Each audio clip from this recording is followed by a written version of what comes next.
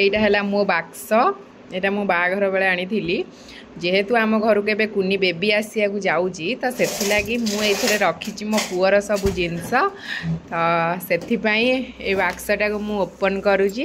ଏଇଥିରେ ମୁଁ ମୋ ପୁଅର ସବୁ ଛୋଟବେଳର ଜିନିଷ କାଢ଼ିବି ଯେହେତୁ କୁନି ବେବି ପାଇଁ ଦରକାର ତ ସେ ଫାଷ୍ଟ ଯେହେତୁ ପୁରୁଣା ଜିନିଷ ୟୁଜ୍ କରିବ ତାପରେ ଯାଇକି ନୂଆ ଜିନିଷ ସେ ୟୁଜ୍ କରିବ ସେଥିପାଇଁ ଏଇଥିରେ କାଢ଼ିବି এইটা ହେଲା ବେବି ମାନଙ୍କୁ ଏମିତି ଧରନ୍ତି ତ ଯେହେତୁ ଆମେ ବେବି ସାୱାରରେ ଯାଉଛୁ ତ ଆମକୁ କିଛି ନା କିଛି ତ ଗିଫ୍ଟ ଦେବା ପାଇଁ ପଡ଼ିବ ଆସୁଥିବା ବେବି ପାଇଁ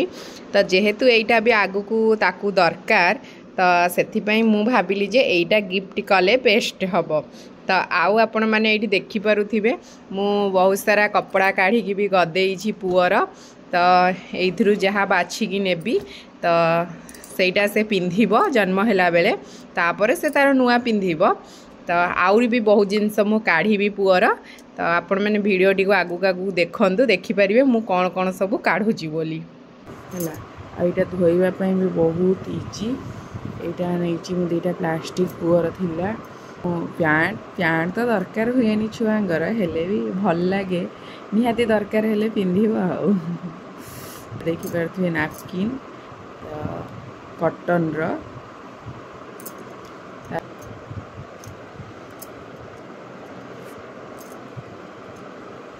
ଏଇଥିରେ ମୁଣ୍ଡ ପୁରେଇ ଦେବେ ପିଲାଙ୍କର ଏଇଟା ଧରିବା ପାଇଁ ଏଇଟା ସବୁ ପୁଅର ଥିଲା ତ ନୂଆ ଯାହା ବି ଥିଲା ପୁଅର ମୁଁ କାଢ଼ି ଦେଇଛି ଏଇଟା ଧୋଇକିନା ୟୁଜ୍ ହେବ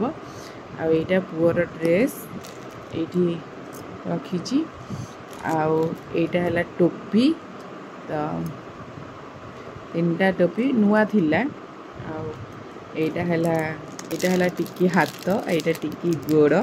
ଏଇଟା ମୋ ପାଖରେ ଗୋଟେ ପିସ୍ ଥିଲା ନୂଆ ବେବି ସାୱାର ପାଇଁ ନେଇ ଆସିଛି ମୁଁ ଏଇଟା ଦେଖିପାରୁଥିବେ ଆର ସବୁ ଏମିତି ଅଛି ଭୋଟ ଦେବେ ଏଇ ଫଟୋ ସୁଟ୍ ପାଇଁ ଏଗୁଡ଼ା ସବୁ ଆସିଛି ଏଇଟା ଦେଖିପାରୁଥିବେ ଆଉ ଗୋଟେ ବି ଏଇଟା ବି ଆଣିଦେଇଛି ମୁଁ ଏଇ ଟାଇପ୍ର ସବୁ ଅଛି ତ ବାକି ରହିଲା ଆପଣମାନେ ଗେସ୍ କରନ୍ତୁ କି ଆମ ଘରକୁ ଆସୁଥିବା ବେବି କାହାର ମାନେ ମୁଁ କ'ଣ ହେବାକୁ ଯାଉଛି ବେବିର ଆଉ ଘରକୁ ତ ବେବି ମାନେ ଆସିଲେ ବହୁତ ଖୁସି ଲାଗେ ଆଉ ତ ଆପଣମାନେ କୁହନ୍ତୁ ମୁଁ ମାଇଁ ହେବି ନା ପିଇସି ହେବି ନା ମାଉସୀ ହେବି ନା ମା ହେବି ନା ଖୁଡ଼ି ହେବି କ'ଣ ହେବି ମୁଁ ତ ସେଇଟା ଆପଣମାନଙ୍କ ଉପରେ ରହିଲା ଆପଣମାନେ କମେଣ୍ଟରେ ଜଣେଇବେ ତ ରହିଲି ଜୟ ଜଗନ୍ନାଥ।